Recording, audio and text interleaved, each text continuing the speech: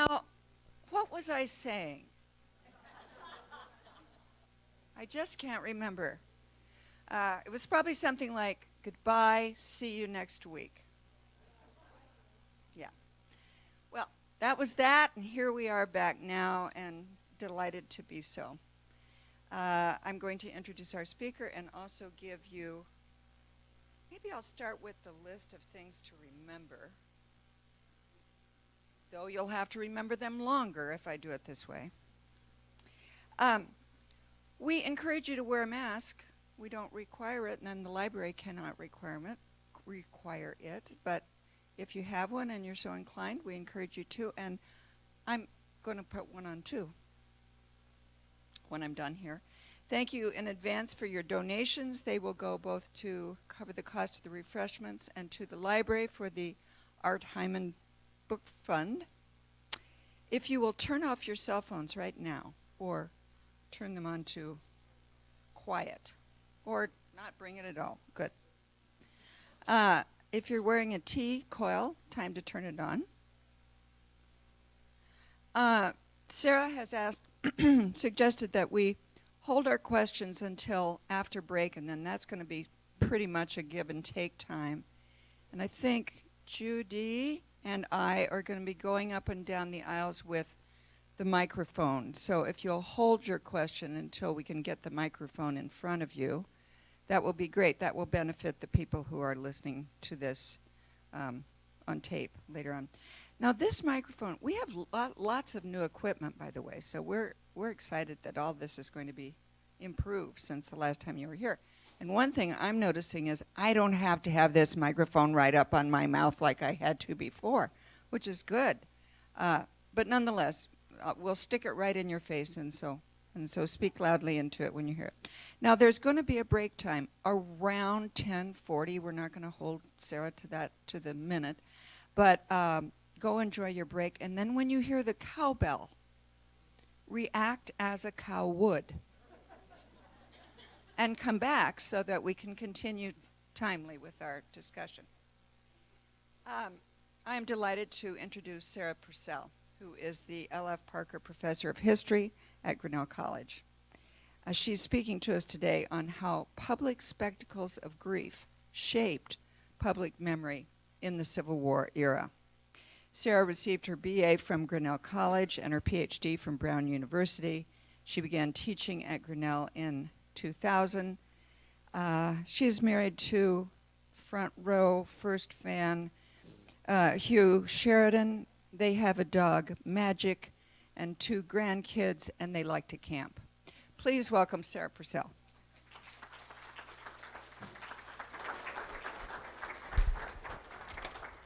Thank you, Janet. I'm going to resist the urge to run for my camper instead of speaking with you this morning. That made me think of camping. It's a beautiful day.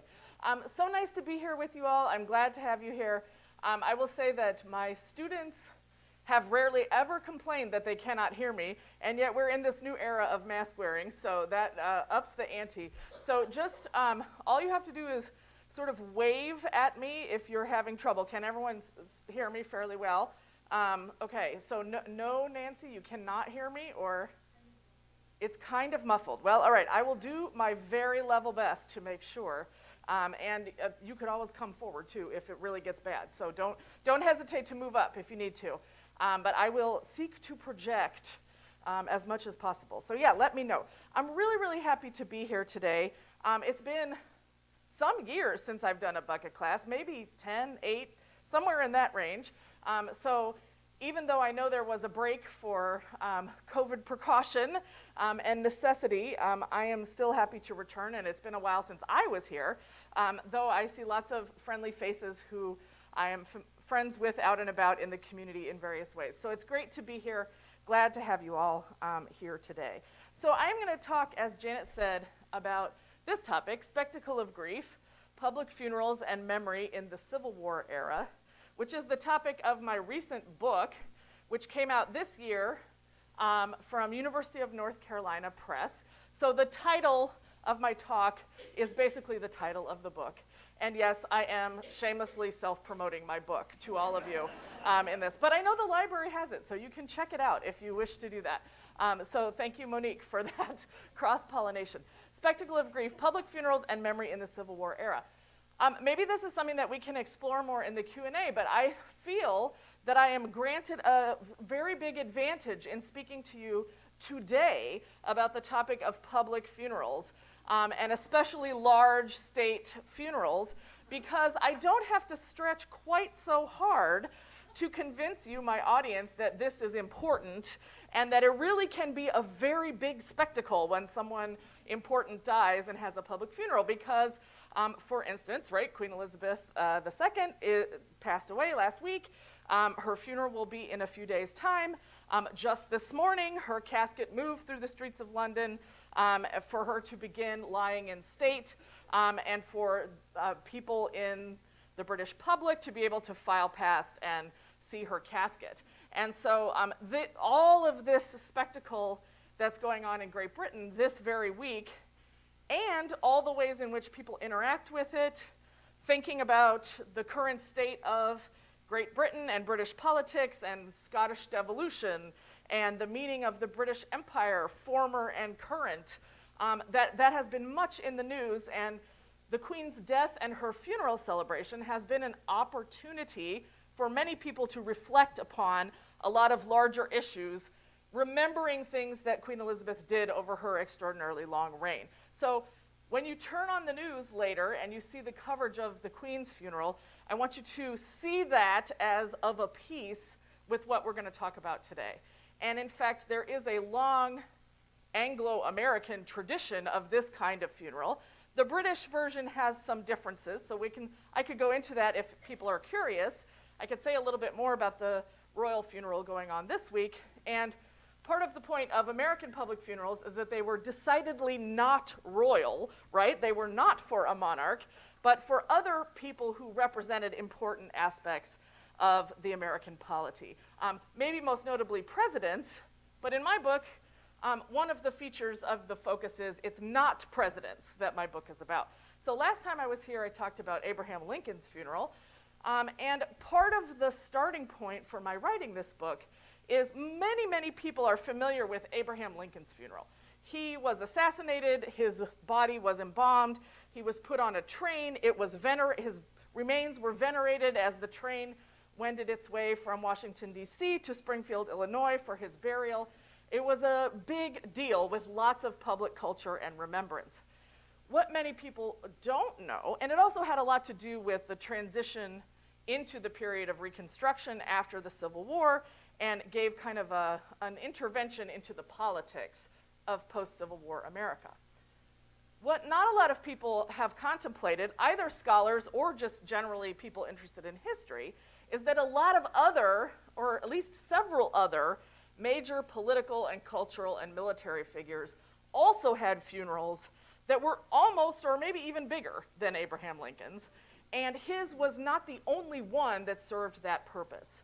A funeral that gave people a chance to express their feelings and ideas about developments in the United States, about the government, about cultural transitions, and especially memory of the Civil War. And so that's what the book focuses on, looking at the beginnings of this process, which really started before the Civil War, in 1852, to be very precise, with the funeral of Senator Henry Clay. He was the first person to lie in state in the rotunda of the U.S. Capitol, for instance. And because of some developments I could tell you more about if you're interested, such as rail travel, steam press printing, the growth of newspapers, and even telegraphic communications that had all been invented and expanded since, say, 1799 when George Washington died, so that period, the first 50 years of the 19th century. When Henry Clay died in 1852, it was a huge outpouring of national grief. He lay in state in the U.S. Capitol, and then his body was put on trains and steamboats and carriages and taken hundreds and hundreds of miles on a route all the way through the northern part of the United States, from Washington, D.C., up through New York State. I have a map, which I didn't bring, so I can pull it I'll show, you can buy the book and look at the map, or check out the book and look at the map. And it went all the way through Cincinnati, Ohio, down to his home in Lexington, Kentucky, where he was buried after a week plus of press coverage.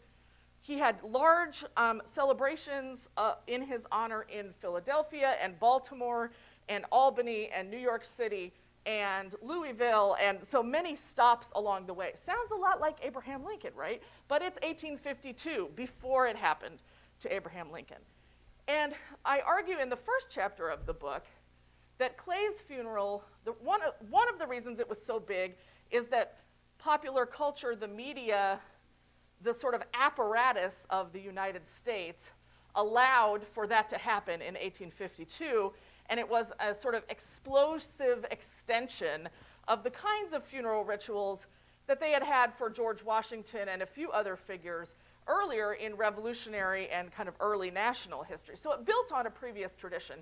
It also built on the tradition of, say, English monarchs going back hundreds of years before that. So there are both religious and secular traditions that this builds upon.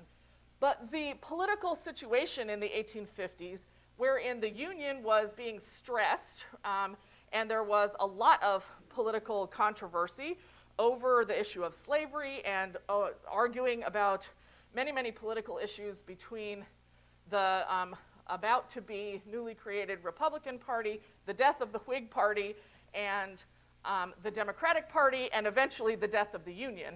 People projected their anxieties onto the death of Henry Clay, who was seen as the great compromiser and a great symbol of American union. So if he died, what was next? Was the Union going to die? Okay, spoiler alert, yes, it did in fact die, but it got back together, so that's part of the story, right? So they were looking at mourning for the death of Henry Clay as an opportunity to kind of worry about the fate of the nation in 1852. And something else, I actually got interviewed yesterday by the Washington Post about the Queen's funeral. I guess they Googled funeral history expert, and I was there. It's like a good week. Usually when people ask me what my latest research was about, and I say funerals, they kind of look at me like this, a little bit oddly. But this week I feel like I'm just hitting the mark. So, so anyway, I was telling the reporter yesterday that the year 1852 is actually extremely significant because the same thing happened in Britain for the Duke of Wellington, who died in 1852 and had a huge public funeral with press coverage and souvenirs and a little bit of traveling of the body, not as much as Henry Clay or the Queen, but it's very, very similar and perhaps coincidental, but I don't know. 1852 is like the moment we can pinpoint when this phenomenon really accelerated, and it's going to be an important part of U.S. history. So the book starts with Henry Clay, and then it proceeds up through the 19th century, really using Clay as a way to look at the precursor to the Civil War and the political anxieties that led to the breakup of the Union, and then moving to the actual period of the Civil War itself, which I'm going to talk a little bit about more in depth as an example that I'm going to talk about for you today.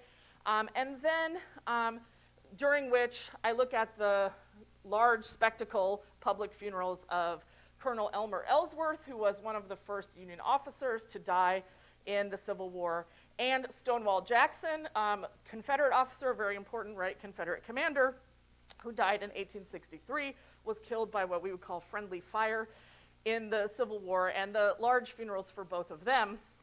And I look at how during the Civil War, these funerals sort of planted the seeds for the way that Americans would try to think about national identity now that it was fractured by the Civil War.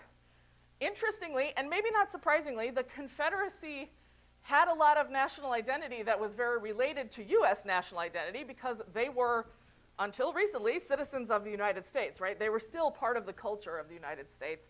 And then after the war, that Confederate identity gets kind of re-enveloped into U.S. national identity, and the competing strands of memory and identity continued to play out. And I would say, I mean, we can see up until today, really, right? That is still a big tension in our national identity, I think. Even just yesterday, there was a report from the commission within the U.S. government to rename U.S. military sites and bases and monuments that are in honor of Confederates who were fighting the U.S. military. So you can see what I mean. There are contradictory strands within that national identity. So I use these funerals as a lens to continue tracing that then in the memory of the war.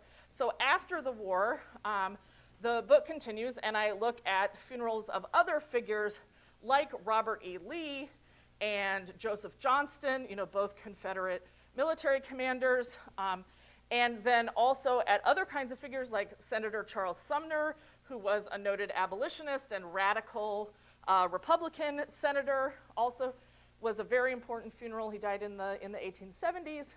A very much less well-known figure named George Peabody, who was a very rich, we would call him an industrialist, but he was maybe a tad early. He's kind of the precursor of Carnegie and J.P. Morgan and those kinds of people, because he was transatlantic. He lived in London most of his life, though he was from New England. He cared a lot about the fractured American identity during the U.S. Civil War, and he was a giant philanthropist who gave a lot of money to many causes. That's why there are many things named after him, like the Peabody, mostly sometimes people pronounce it as Peabody, but Peabody is how the New Englanders will be mad if I don't say Peabody. So Judy Hunter will shoot some looks at me, I know it. So Peabody, the education school at Vanderbilt University is named after him because he wanted to support Southern education, and he established a teacher's college in his name. The museum at Harvard University, the observatory at Harvard University, the Peabody Institute of Music in Baltimore, Maryland, name it, name it, name it. If you see the word Peabody, it probably came from his money, okay? He was very wealthy, and that drew a lot of attention.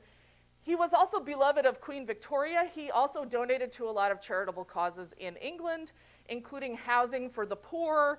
He was sort of the precursor of men of wealth giving their money as a philanthropic donation.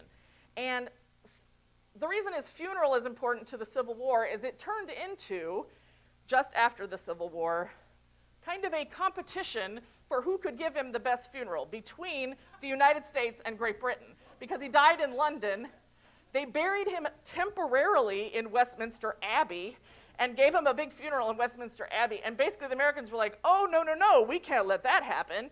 The British put him on a warship, and the Americans quickly sent a warship to accompany the British warship. They shipped him across the Atlantic. They had to go to Portland, Maine, because the British warship was too big for any of the other ports in New England, including Boston.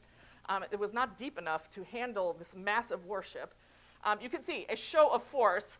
And it just so happened that Great Britain and the United States were simultaneously trying to adjudicate their claims against one another, well, the United States against Britain, for having aided the Confederacy during the Civil War. So there's this kind of power play between the U.S. and Great Britain.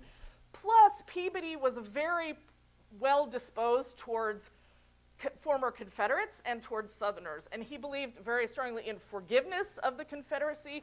And he was very close to, for example, Robert E. Lee, and gave Washington, now Washington and Lee University. Robert E. Lee was president of Washington College after the Civil War. And Peabody gave them a ton of money, among other things. So he was seen as a New Englander who forgave the South. And you can imagine some people loved that, and other people didn't, meaning there is continued contest over his memory. He's kind of someone we don't, especially I think here in the Midwest, we don't think about George Peabody all the time. It would be surprising who would care about his funeral, but there's a whole lot of issues tied up in that are quite interesting. That the book traces. And then the book continues almost to the turn of the 20th century. There are further things, and then the last chapter you'll see depicted here. Well, actually, this is Charles Sumner in the casket, but the chief mourner, the head mourner, is Frederick Douglass, who you might recognize here. Frederick Douglass's funeral in 1895, and then he's paired in the last chapter with, I use passive voice, I pair him with Winnie Davis, who was the so-called daughter of the Confederacy. who was born in the Confederate White House during the Civil War, and she was very tied to the creation of the United Daughters of the Confederacy, the sort of veterans, the female side of Confederate memory organizations, a very important organization for the memory of the U.S. Civil War, even though she lived in the North and she died in Rhode Island. And they had to ship her body from Rhode Island back to Richmond to have her big state funeral and bury her in Hollywood Cemetery in Richmond. So there's a lot of different case studies in the book and a lot of different kinds of people. One of the things that I'm trying to tell people is that these funerals they're a great way to look at this contested memory and contested national identity before and up to the beginning of before the Civil War and to the beginning of the 20th century. But the rituals are often quite familiar and similar. They involve, the moving of the body, the press coverage, visual imagery of the person, a lot of veneration of the historical figure who has died. And it's supposed to be a time to not speak ill of the dead. It's a very fascinating thing, and we could probably see that this week, that there is, just in Anglo-American tradition, a move for funeral sermons and eulogies and other sorts of tributes to the dead, trying to kind of emphasize their virtues. But then people's complaints about them sort of bubble up in places. Maybe not in a main eulogy, but maybe in a newspaper article, or maybe today in some talking head on CNN, right? There are people who are willing to counter the main view of that person. So it's an interesting moment to see who's willing to say what about the dead. Like, are they willing to speak ill of the dead or not? It's a kind of an interesting question. Just to show you an example of the whole book, this is Frank Leslie's illustrated newspaper, and this is from 1874. As you can see, March of 1874. This is the cover of Frank Leslie's illustrated newspaper, which is one of the most important weekly periodicals, highly illustrated, similar to Harper's Weekly. It's kind of the number 2 to Harper's Weekly. And this is the cover image when Senator Charles Sumner died. And you can see here an allegory of the whole point that I'm just trying to tell you about the book. So here is Columbia, the allegorical figure of the United States, as a mourning woman draped in her flag toga sort of outfit, right? But in a mourning version of it with a black cloth. Sumner is in the coffin, but he has his picture with the laurel wreath there in the middle. The main mourners here are black men and boys, because Sumner was a champion of black rights, of black voting rights. He was a champion of abolition before that, and he was seen as one of the greatest allies that the black community had in politics, and certainly in the U.S. Senate, and really maybe among white leaders, period.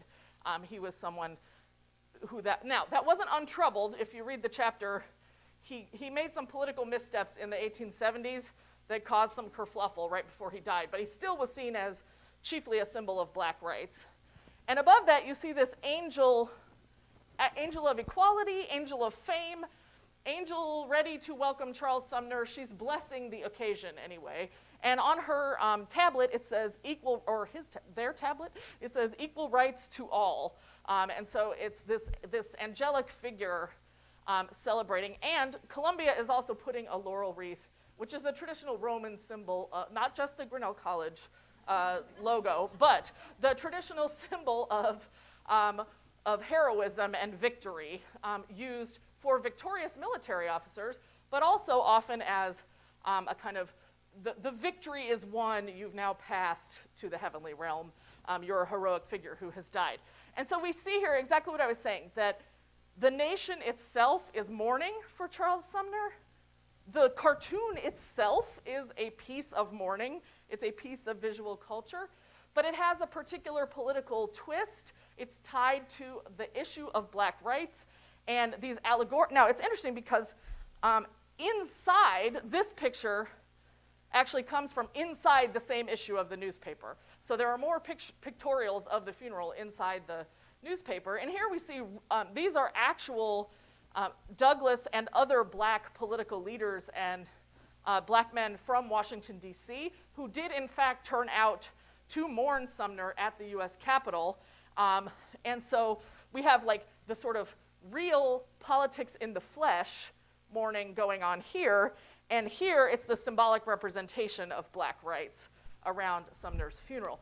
His body then was taken from Washington, D.C., put on a train, special train, and taken to Boston, where he received several public funerals and a procession through the streets of Boston to Mount Auburn Cemetery near Harvard University, where he had gone, and it is still one of the visited sites of Mount Auburn Cemetery. The rural cemetery movement is also related to this because graves themselves become the site of pilgrimage in some cases, most notably for the Confederates. So Robert E. Lee's grave and Stonewall Jackson's graves both become, they are buried, they're buried close together in Lexington, Virginia, not in Hollywood Cemetery in Richmond, Virginia. Though the people in Richmond tried to get both of their bodies, they were not able to do so. There was a little bit of a contest there. But Lexington, Virginia, still visited as a site, and people might even use the word of pilgrimage for Confederate memory, though Lexington itself has tried to tone that down in recent years. And even if you go into the Lee Chapel in Washington and Lee, where they have an Edward Valentine statue of Lee, sort of looks like a medieval knight from Westminster Abbey in white marble. They don't have Confederate battle flags in there anymore, but they still have Robert E. Lee sort of in the middle of the chapel.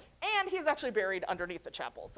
And his horse is buried there too. So they have Lee and Traveler, and so there's still a site of at least tourism and perhaps pilgrimage, depending upon how you look at it, right? So that would be important. Okay, so now I'm going to spend a few minutes. So that's kind of the general trajectory, why funerals are important. I say in several places, they are a macabre, yet surprisingly important way to look at the politics and the memory of the U.S. Civil War. It's also notable to us, and maybe notable here in our first time back from a COVID break, that part of the reason I think funerals were so important in this era and in this political process is because the Civil War was still the largest mass death event per capita of the United States history. And if you count both sides, it's now estimated that probably upwards of 800,000 Americans died in the US Civil War. And it's very interesting that in my 25-year teaching career, I have struggled many, many years to try to get students to grasp the enormity of how many people that is. And yet, I thought that was just an exercise in historical understanding. But here we are today, we've lost over 1 million Americans in the COVID pandemic, and I don't think we're doing a lot to grasp the mass death of that. I don't think we have had, we haven't had this type of public funeral for that. Maybe because no one sufficiently famous has passed away. It remains to be seen, I don't know. If you think about the famous people who've died of COVID, there has been public mourning. I don't know, John Prine, sort of Colin Powell, though they didn't talk much about the fact that he died of COVID. He did die of COVID, but he had other things wrong with him, so whatever. But you can also see that mass death causes political argument. You will not deny that is something you can see today. So it's interesting to think about, but I think that the enormity of death and, of course, the great shock of it happening in a civil war in the United States was part of why funerals were so important, because people were grieving and mourning their own family members, their cousins, the dentist from their town, the people that they knew, and one of the ways they could work through that grief was by thinking about Charles Sumner or going out and celebrating Robert E. Lee and connecting their own personal private grief to the grief of the nation. And so it's not a one-to-one. You can't necessarily prove how that worked for each person. But I think that though this kind of mourning has continued in U.S. history, it was started during this period and amplified by the immense death from the Civil War itself. And that's something historians have studied, the death of the Civil War. I highly recommend, I don't know if they have these anywhere, but I did give Judy Hunter some books to recommend about death. Drew Gilpin Faust's This Republic of Suffering, very good book, won the Pulitzer Prize. Not my book did not do that. It will not do that. But her book is about generally the meaning and culture of death in the Civil War. There are other books that have looked at that, but maybe not definitely not at these large funerals. Okay, so for the last few minutes here before the break, I want to just talk about one of the case studies. A few of you may have heard me talk about this. I did give a convocation lecture at the college at the beginning of when I was starting this project, so a while ago, longer ago than I would care to admit, but that's all right. But the death of Elmer Ellsworth, who was a former law student of Abraham Lincoln, he was killed in 1861 when he went to the Marshall House Hotel in May of 1861, just after Virginia had seceded from the Union. And he had organized a company of Zouaves, who are colorful soldiers patterned after Algerian soldiers from a few decades previously, and noted for their very colorful uniforms, which you can see here in the gentleman with the red cap and the sort of the bloomer-like pants. If you think about Shriners' pants from now, the bloomers that they wear, those are actually Zouave pants. So it's an echo from the past, from the past, from the past. So you can see that. Anyway, he had organized this company of troops who were largely composed of New York City firefighters, even though Ellsworth himself, seen here in the middle in rather epic proportions, he was a rather mild-mannered but very athletic and very interested in military pursuits guy from Illinois. And he was a law student of Abraham Lincoln and had been interested in military science before the Civil War and had done some organizing and had sort of a show company of National Guard cadets. He had invented a drill method. So he was just really into military stuff, basically. And when the war started, he organized this company of New York City firefighters who were notorious tough guys in the 19th century and rowdy and almost like gang members. If you saw Gangs of New York, it's like their sons are the New York City firefighters, okay? So he organized these really rowdy, tough guys. So what Ellsworth did is he went to the Marshall House Hotel in Alexandria, Virginia. His men had captured the town of Alexandria, which is strategically important to the capital at Washington, D.C., and they wanted to go, this was Ellsworth. You notice in real life he was probably about 5'4", not the 7'4" that he appears in this Currier and Ives depiction of his death, which we'll get back to in a minute. Here's Ellsworth in his carte de visite. This is the Zouave costume this is Winslow Homer painting of what Zouaves look like. So this was the Confederate flag. This is the Confederate national flag in 1861. And so if you see something that looks like this, also a Confederate flag, this is the national flag. The hotel innkeeper named James W. Jackson had erected an enormous monumentally sized Confederate flag on the roof of his hotel. And he did this as an intentional provocation. The newspapers were buzzing that you could see it from Washington, D.C. So if you've been to Alexandria, you know it approaches Washington directly up the Potomac. And the Marshall House was 4 blocks up from the Potomac. And it was big enough that people reported seeing it from Washington, D.C. So he was kind of flying the middle finger to the federal government across the Potomac, okay? So he put it up, and so Ellsworth went with his men. They captured the city, and then Ellsworth said, boys, by God, before we're done, we'll have that flag down off of the hotel. So Ellsworth and his aide, Francis Brownell, I don't know if there's any relation to the Brownells here in town, but it would be, I have that filed as something to ask about at some point. Francis Brownell, who wound up in St. Louis after all was done, marched up to the top. They cut down the Confederate flag. They came back down the stairway. And here in the plain clothes is the innkeeper, James W. Jackson, who promptly shot Colonel Ellsworth to death. And his aide, Colonel Ellsworth's aide, Francis Brownell, shot the innkeeper and stabbed him with his bayonet.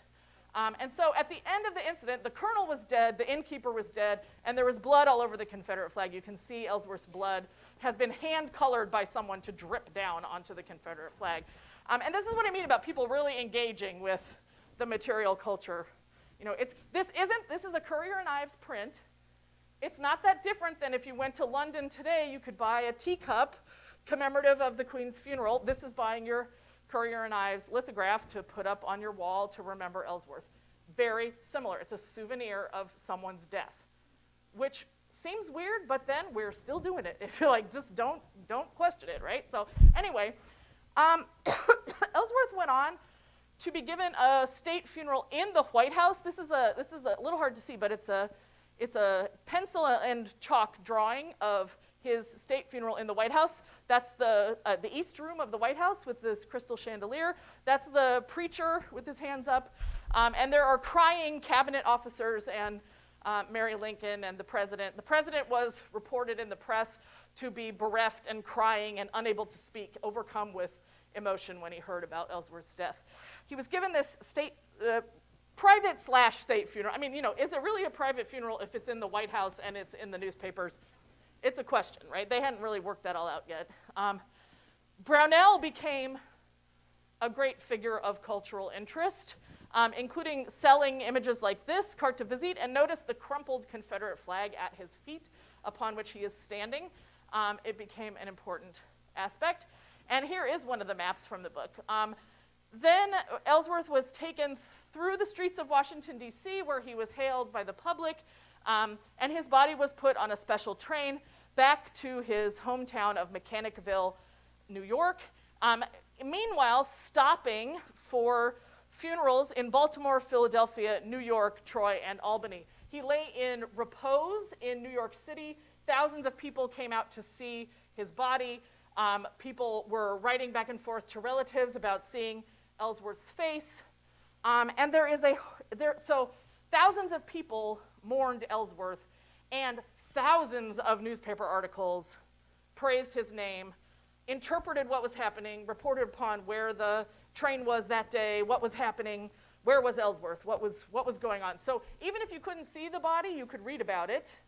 And you could read about it all over the country. Arizona newspapers, newspaper in Hawaii, newspaper, it's not even, you know, that's a far colonial outpost at that point, right? And so all over the country, Wisconsin, Iowa, everywhere, there are newspaper stories about this. Here is the cover of Harper's Weekly, showing something of the same scene.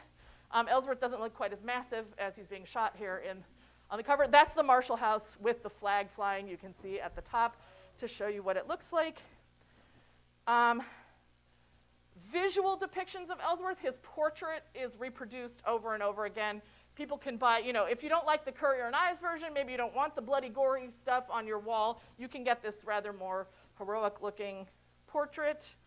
But this also gets reproduced in other versions, both in publications and in cheaper. This one's cheaper and it hasn't been hand-colored, but you can notice it's kind of a cheap knockoff of this, right?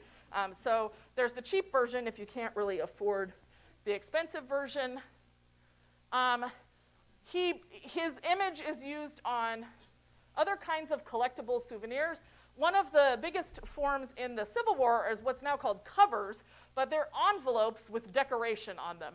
And people sent their correspondence back and forth with this envelope. It's kind of like a Hallmark card of the 1860s. And this is a quote from Ellsworth's last letter to his parents.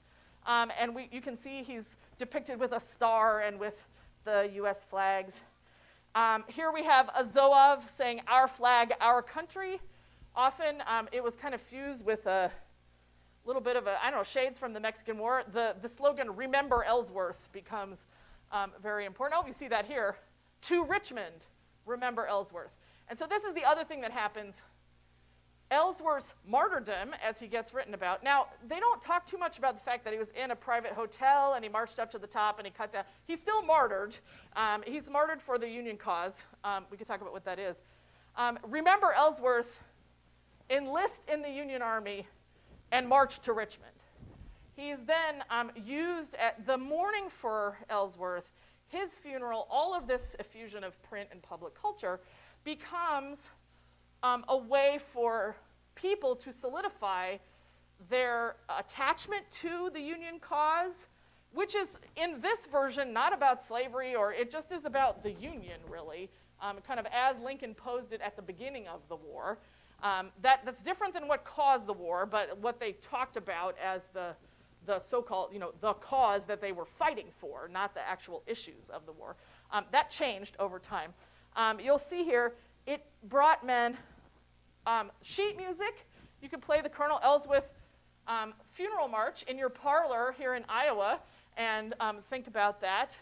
And again, showing a quote from his last letter to his parents. There were other companies of soldiers who were organized, and one Lincoln biographer claims that tens of thousands of men enlisted in the wake of Ellsworth's funerals because of that. Now, I think that might be a little strong. Like, I don't think you could say they enlisted just because of Ellsworth's funeral, but I was fine to have him say that so that I could quote it in my book, because it sounds really good, right? So, but you also see things like this. There was a company of soldiers called the Ellsworth Avengers.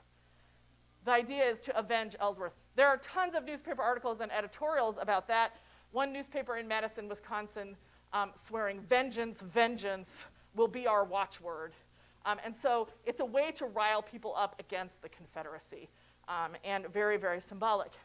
The Confederates don't take it lying down. They also have some mourning for James Jackson, the, after all, private citizen defending his home, much like the Confederacy argued they were doing, defending our homes against Lincoln's abolitionist hordes. And they used it also as a tool of propaganda. And this is, quote, "Remember Ellsworth" from the Library of Virginia. And if you'll notice, if you look closely, it looks like the thing praising Ellsworth, but the words are, "That noted burglar Ellsworth, we all remember well, how the rascal tore the flag down and how righteously he fell." And then it goes on down, calling him a burglar. We'll actually remember Jackson. He's the one that's going to get remembered. So using Ellsworth and Jackson as a way to fire up Confederates on the other side. So this is an example from the very start of the U.S. Civil War. So it starts as soon as the war starts. These big funerals and rituals of mourning are a way to mobilize people's emotions, their pocketbooks, their enlistment. And I could talk more about it. It appeals to both men and women in slightly different ways, this whole Ellsworth cult. And this process of the body moving around, the involvement of the media, souvenirs, visual images, and a political fight over the meaning of what the person died for, it continues and helps to define the memory of the war, even while the war is still going on, and that extends many years afterward. So that's really what the book is about, and I think Janet is about to cut me off, so I will stop there. Well, I wouldn't call it that because it's fascinating. I will stand between I you can't and your wait. cookies. I don't stand between anybody and their cookies or the restroom. It is time for a 10-minute break, and when you I think I'm just going to stop there and go to Q&A, and then if people have questions about any of the other figures in the book, if you want to know more about any of the other people I mentioned, feel free to ask me about anybody, not just about Ellsworth, but I'm happy to answer questions. We can have a discussion, or as I said, I will even talk about the Queen if you wish me to do so. So, yeah, so questions. Raise your hand. Sir. And you're so good to wait. So Dr. Purcell, Please call me Sarah. okay, all right. So the death of Colonel Ellsworth and the death of Samuel Jackson were ways where the deaths were used as a way to create division. Can you talk about some examples of where death is used as a way to create reunification after the war? Sure, good question. So I did not plant that, I promise.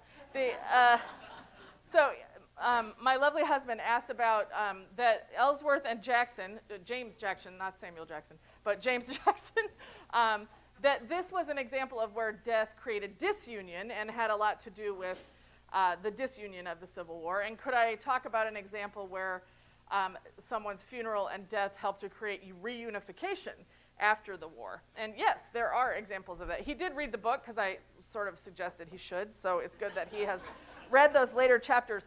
But yeah, there are several examples of that. Probably the most notable example is General Joseph Johnston, who was a Confederate general of some successes and some notable failures. He engaged in a very protracted battle over the memory of the Civil War, really starting almost as soon as it was over. He, for instance, had a big print war with Jefferson Davis, and they kind of went back and forth. This large argument amongst Confederate leaders about why did the Confederacy fail, whose fault was it? Was it Johnston's fault? Was it the military's fault? Couldn't have been Robert E. Lee's fault, but it probably was, everybody had a hand in it, honestly. But they had a lot of throwing accusations at each other in books and magazine articles and things like that. But they also, many of the Confederates, including Robert E. Lee, they were very keen on this notion of reconciliation. And Johnston himself was. And one of the things that he did to show this was that he actually went around and went to the funerals of many Union officers who died in the 1880s and was a pallbearer, either an actual pallbearer or a ceremonial pallbearer for their funerals, including for Ulysses S. Grant, for Admiral Porter, and for Sherman, who was his adversary in the March to the Sea. And you might, if you've seen Ken Burns' Civil War documentary, it may have been a while, but he dramatizes a scene where Johnston is one of the lead pallbearers at Sherman's funeral, and he's attending the graveside service of Sherman. So you can see here the great reunification, right? The officers from both sides coming back together to mourn heroism of military leadership despite the cause, okay? And there's a kind of anecdote that a Union officer told of that Ken Burns reproduces about Johnston refusing to put his hat back on, even though it was really, really cold, cold and rainy at the funeral. And he's like, no, it's a symbol of respect. I shall not put my hat on during Sherman's mourning. And then I will just say myth goes that he caught cold and then died himself as a result of his adherence to his respect for the dead Sherman. Now, I mean, in the book, I even have a really great footnote, if you are into that sort of thing, about how standing next to a grave with your head uncovered does not lead to pneumonia or even to catching a cold. And I cite the immunological literature that talks about this. So it's not really the way that you get sick. That's just what people said. My mother also has told me that. So it's not, make sure you're warm. Not to malign my mother. She's right about most things.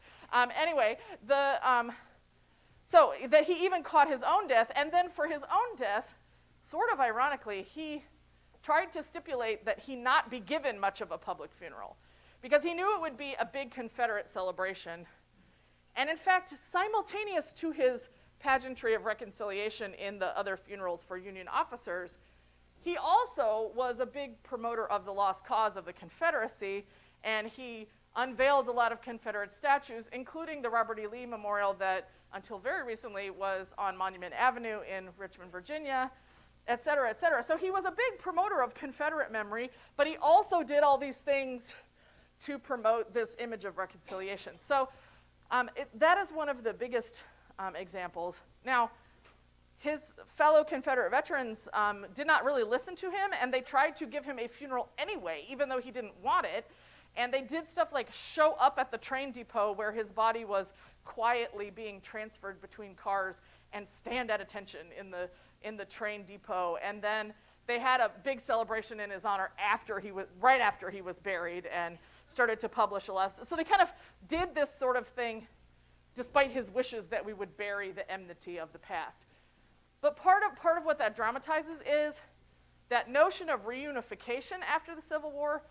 A lot of people argued at the time, certainly Frederick Douglass argued at the time, that was really just a way to forget about what the war was actually about, to put away the problems of race, to put away the legacy of slavery, and to just talk about, white sacrifice. It's all about the great officers and their deaths, and to not by reunifying and forgiving the Confederacy, you were just sort of glossing over the past and not really remembering the past. So yes, these are often used as symbols of reunification, but I think part of Johnston's own uneasiness is that he knew it wasn't as simple as just reunify or not.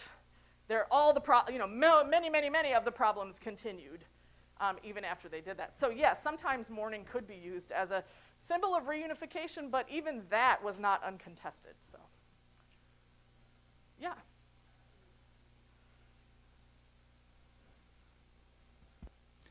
Sarah, we've heard all of our lives about the funerals for Lincoln Yes. and all of that. Can you talk to us some about the funeral of Jefferson Davis? Yes. There's a really good book just on the funeral of Jefferson Davis, the title of which I cannot recall, nor the author, but it's something like The Funeral of Jefferson Davis. So you could Google that or look it up in a library catalog and you will find it. And yes, it was somewhat similar. Davis had his two Lincolns and two these that I was talking about. And it's interesting because I don't cover that in my scholarship because he has been looked at in the kind of, ironically, people have studied presidents' funerals. They have also studied Jefferson Davis's funeral, but they hadn't studied most of these other people's funerals much. Even if people wrote a biography of Henry Clay, his funeral's like half a page, if anything, okay? I almost wrote a whole book just about Henry Clay's funeral, but you got to put Civil War in the title or nobody really cares. So that's like, Henry Clay's funeral is not going to cut it. Let me just say that, yeah. So Davis died, I can't remember what year he even died, but it was prior to I think he died in the early 1880s. So after Reconstruction had been ended, or towards the end of Reconstruction, he was publicly venerated across the South. He had been sick for a number of months, and the press had followed his course of illness. His daughter Winnie was actually an important part of his mourning, and it was all wrapped up in his death was tied to the founding of Confederate veterans organizations, such as Sons of Confederate Veterans, or the precursors of Sons of Confederate Veterans. And so they had a lot of the same things, parades, and there's his family plot at the Hollywood Cemetery in Richmond, Virginia, at that point was established as a big deal, and he was publicly interred with, it's obviously not a state funeral because it was not sponsored by the United States, but a very elaborate post-Confederate funeral, and a public memorial. And it's interesting because even now, Hollywood Cemetery bills itself as, the burial place of presidents. Well, James Madison is buried there, and Jefferson Davis, well, not president of the same entity, right? But presidents nonetheless. And Winnie Davis is buried next to him in the family plot. So his funeral is a precursor of hers in a way that I do look at in the book. So yeah, a lot of the same things, not nearly as large as Lincoln's. And Davis was pretty reviled, even by a lot of Southerners, but definitely by a lot of Northerners, and he never really got, I say his reputation was rehabilitated. I mostly mean with former Confederates. He wasn't really very rehabilitated with Northerners ever, and so he remained a very divisive symbol, as did Lincoln. I mean, there were people arrested for rejoicing at Lincoln's death in several cities in the South after he was assassinated. So there's and that probably would have been larger, but much of the South was still under military occupation, right? And right at the end of the war. So I think that both Lincoln and Davis remained very polarizing figures, much more so than someone like Joseph Johnston, for instance, yeah.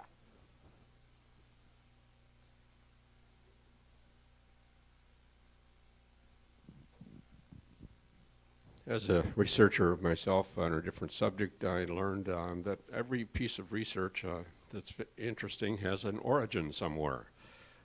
What's the origin of your interest in this? That's a great question. Why are you so morbid, he wants to know. No, he said as a researcher, he knows that the interest starts somewhere, and what was the origin of this research? That's a great question. Well, so I wrote a previous book on the memory of the Revolutionary War in the early national period, which was actually my dissertation research and then was my first book that came out in 2002. And as part of that book, There were a number of funerals that were important and a number of martyred military officers and others, like Joseph Warren, the American officer killed at the Battle of Bunker Hill. And I also discussed, I just talked about his funeral.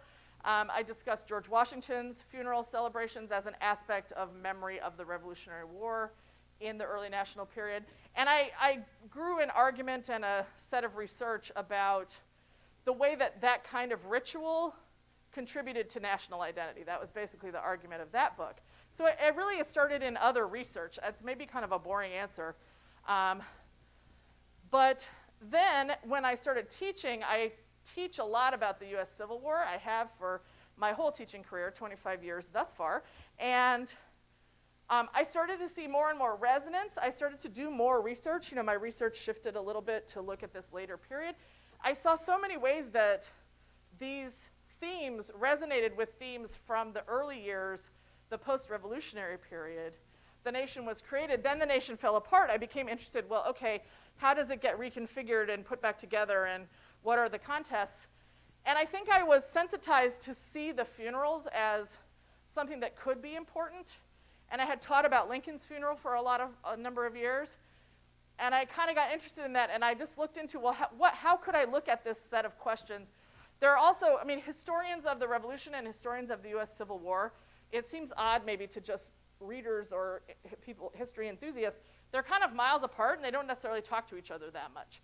And there are some calls for us to speak, like say, maybe we ought to connect these histories and think about the way that they bridge. And I was interested in that, and I think that's the liberal arts professor in me, because we're not so atomized at a place like Grinnell College where there are 5 experts on the American Revolution and 6 other experts on the US Civil War. That's all me, right? Like I have to cover all of that and think about that. So I think liberal arts approaches to the question, my previous research, I don't know, I sort of wonder, I've thought about this question too.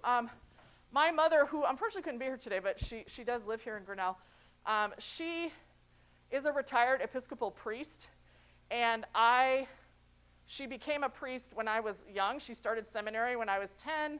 She was ordained, she was an early woman priest in the Episcopal Church when I was 16. And I wonder if I have an eye for these liturgical, ceremonial, and I kind of could always see behind the curtain because it was my mom. I thought about that lately. I was thinking about that with the Queen yesterday. Like, I think maybe I can kind of, like all this, froofy Church of England ceremony, I'm very familiar with, and it was my mom, and I was kind of interested. And my dad was a historian, and maybe there's some strange, fusion of looking at ritual and looking at it historically. So I'm not going to psychoanalyze myself too much, but as a research question, it comes from my previous work. But I wonder if I have an eye for liturgy along the way. That's part. You can tell my mom I said that. That's I definitely went. I saw her perform a few funerals along the way. So.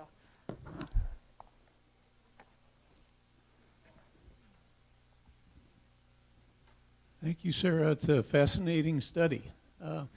We see a lot on the evening news these days about the Ukraine and mass burials.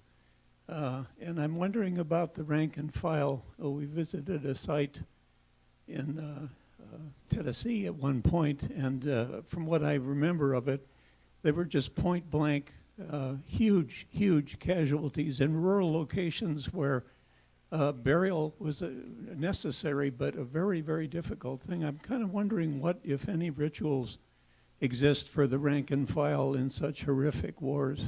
That's a really great question, and I think that's tied up with part of what I was saying about people mourning these great figures because they had personal and family mourning, and in part that's because the average enlisted soldier was not given any ritual. And by and large, the general tradition, the general pattern, it varies a little bit depending where you are and at what point. But even to get what might be considered by 19th century standards a decent burial was a stretch in some of these places. And so there is almost no ritual for that. And so I think that's also part of the super added ritual. Like, we're going to focus all our attention on Abraham Lincoln because we haven't been able to mourn Johnny. That's part of it. So it varies, but certainly after many of the largest scale battles, Antietam or Gettysburg, There's a real problem of just literally trying to clear the field of the dead the days after the battle. There were detachments of laborers who were tasked with burying the dead, often African-American laborers, or trench diggers, for instance, put to work for that, largely in mass graves. And there was no identification, there were no dog tags, for instance, for enlisted soldiers in the Civil War. That's how identification of soldiers gets invented, is they realize after the Civil War they need to have that.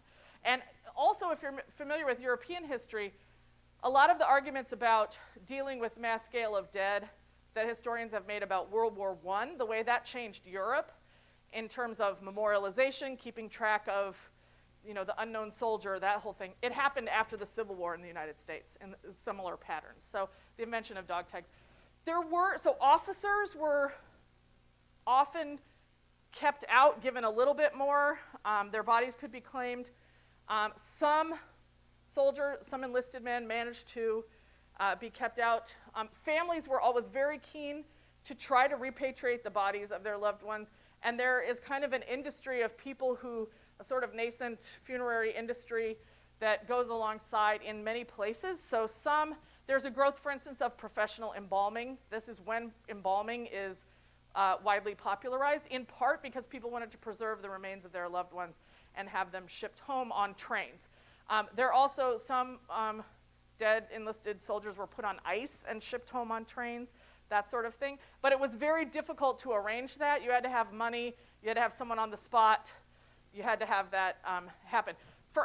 Actually, interestingly, the Dr. Thomas Holmes, who embalmed Ellsworth, made a whole career.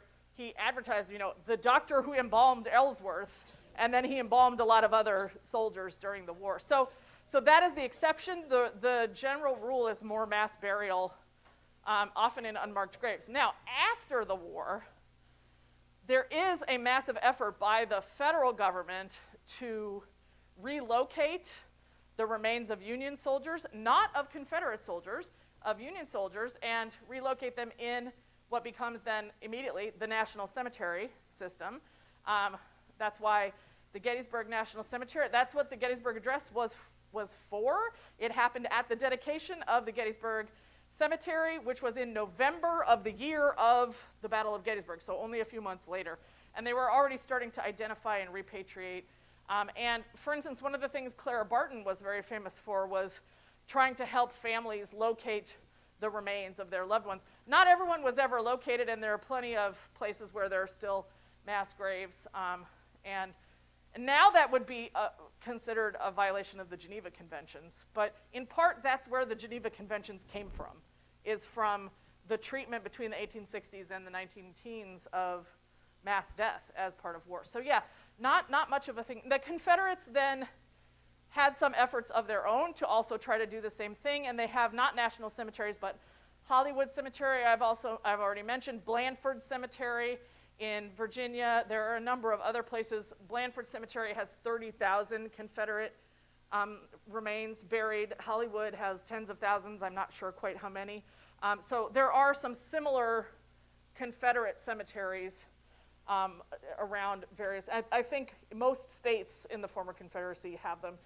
The most high-profile ones, not coincidentally, national, are in Virginia, the capital of the Confederacy. So, yeah, you weren't getting all of this if you were just an enlisted guy, for sure.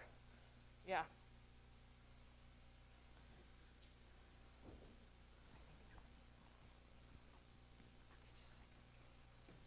You know, the Russians kept Lenin on display for many, many years. What was the significance of that? Do you know? Well, I mean, this is, it's a great question. It's just another example of, I don't know, famous corpses of political history, right? We could call it that. And that shows you what I was saying about the time and the context changing a lot, but sometimes the ritual being quite similar, right? The notion that you would want to have contact with the body of the great leader and that you would want to see his, or even her, same thing for Eva Peron. You know, there are a few examples of women being used that way, but mostly his facial expressions, Lenin's facial expressions, that he would be put on display, you know, in Red Square, it's kind of like a permanent lying in state, right? And it had to do literally with propping up the Soviet state and with creating a much more state-directed propaganda, a much more state-directed, a top-down version of this same kind of mourning. But it's one that they just tried to perpetuate, right, by keeping the body there as a symbol of the Soviet state itself.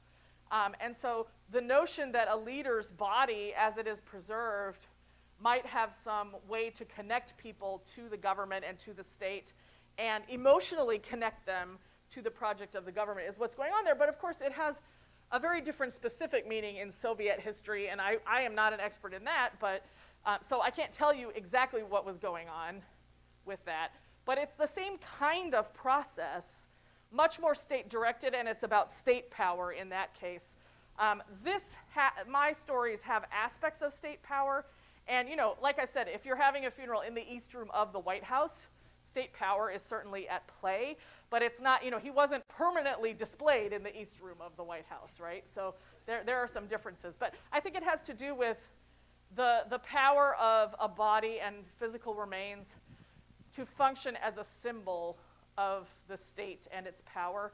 And also maybe a concern, again, sort of like I said with Henry Clay, if Stalin is gone, what will become, if Lenin is gone, Lenin is who you said, right? If Lenin is gone, what will become of the Soviet state? Well, he's still there, so it's okay, And then he was taken out eventually, right? So that's I think part of the same process, though it has a very specific meaning in every time and place.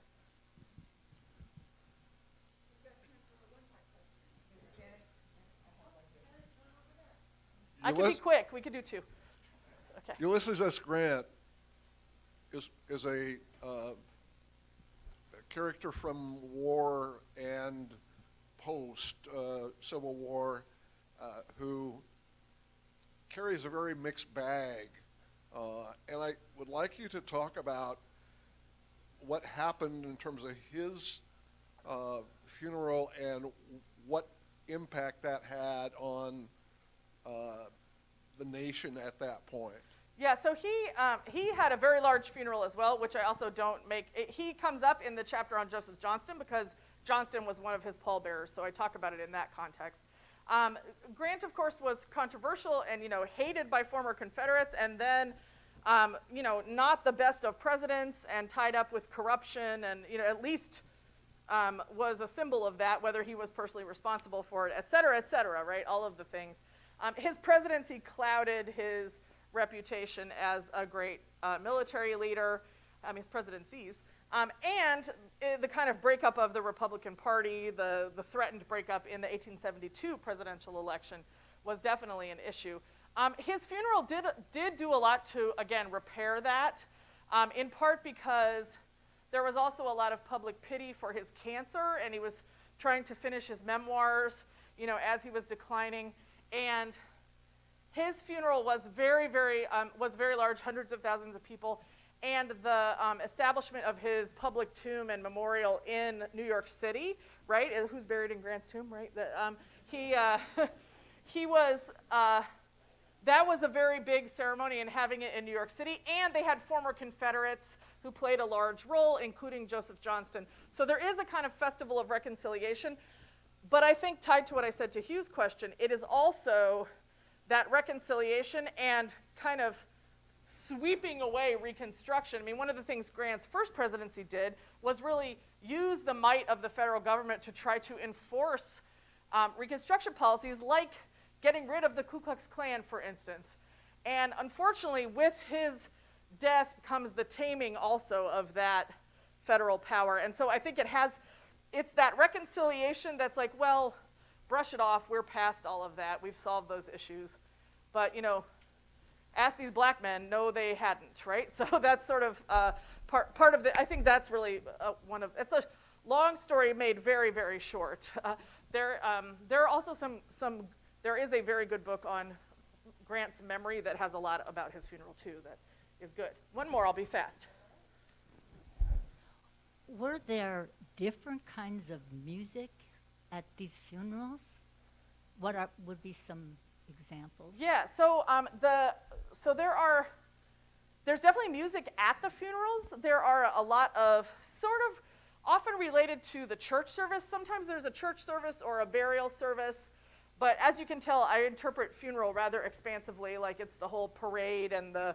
So you might have a brass band playing in the parade, but you often would have a choir or maybe a glee club. I think there was a soldiers' glee club that sang for Ellsworth. So the kinds of choral music that you might expect at a funeral in the 19th century.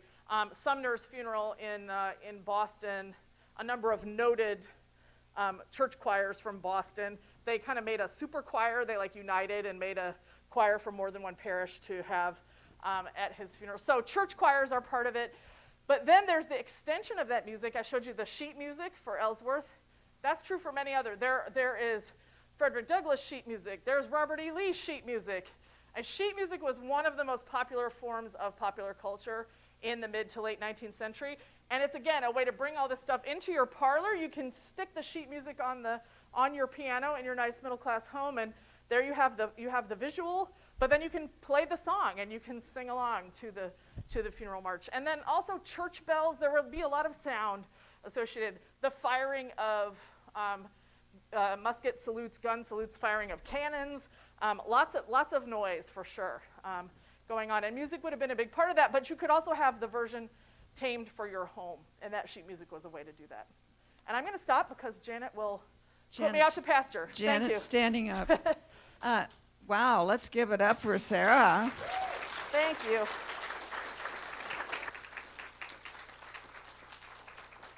That was a wonderful restarting, reunification for the bucket course.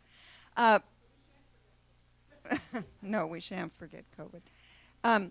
Please come back. Next week, Professor Mike Gunther is going to talk about the Age of Enlightenment, not just the philosophical stuff, but the material culture, what happened as a result of those ideas, and he's going to talk about that for 3 Wednesdays running. And stick around if you can help with the chairs. Thank you, and bye-bye.